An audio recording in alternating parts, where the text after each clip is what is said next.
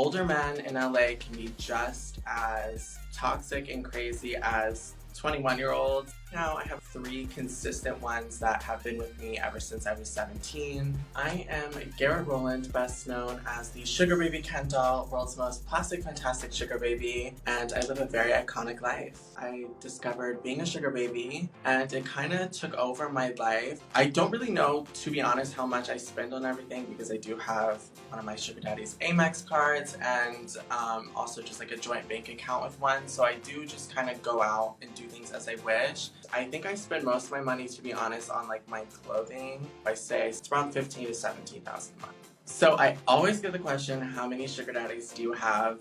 And I will tell you, older men in LA can be just as toxic and crazy as 21-year-olds. Being a sugar baby in my eye, it's genuinely like a relationship. But right now I have about 3 consistent ones that have been with me ever since I was 17. I've talked about in other interviews, my first sugar daddy helped me move to LA to escape Indiana. Then when I look at OnlyFans, I can almost consider some of these men who are consistently paying my bills, sending me money, cash apping, all that, sugar daddy as well. But I've never met them. I first started out with this persona of being a sugar baby to kind of just like find sugar daddies. I didn't know how to go out and do it. Seeking Arrangements was a website. Everyone was just basically fake on there. So I created this little character persona and I've done so many TV shows with it. And now it's like my entire brand, and my plan works because now I am really a sugar baby, and it's great. Every day is different, every day is iconic, and I love it that way.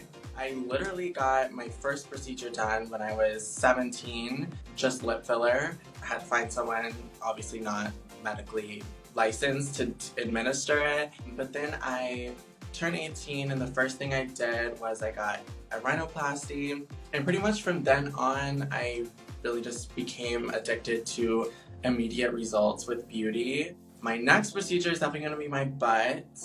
I don't have enough fat to suck out of me for a BBL, but I also want like a butt I can shake. I'm worried it's just going to be so hard. The recovery time for everything I've had so far is pretty minimal. It's just like bruising. When I got my hips pumped, it was, I'd say, probably like 3 weeks. I was just like in the bed doing nothing.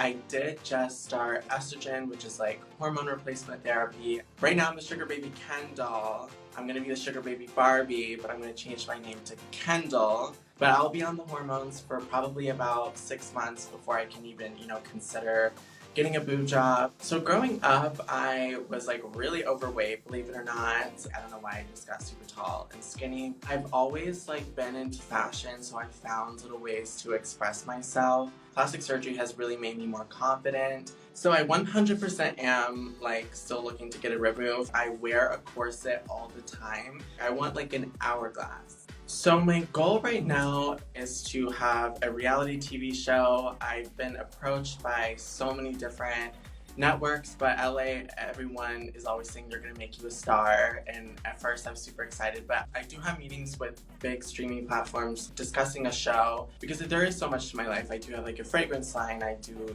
social media. I'm always doing something to make money. I'm addicted to it. I think the number one, having cosmetic procedures or just living the way I do, is obviously the free stuff. Sometimes people view going out as like a huge expense every weekend, but I really don't. Money and clothes and material things really doesn't make you that happy, and once you have it, you understand that, because I just need a lot of love in my life. I feel really like beautiful when I feel put together, and being put together to me is like the outfit matches the car, matches my dog's is a nice pink, and I feel like sometimes you have to play the game, especially in LA, of you need to look like you are meant to be with this certain class of people. But people always say like I don't have the money to do that, but truly if you have an aesthetic, it doesn't matter if everything is thrifted, if everything's like the same shade of purple. It's so easy to look like you've had a lot done if you just are good with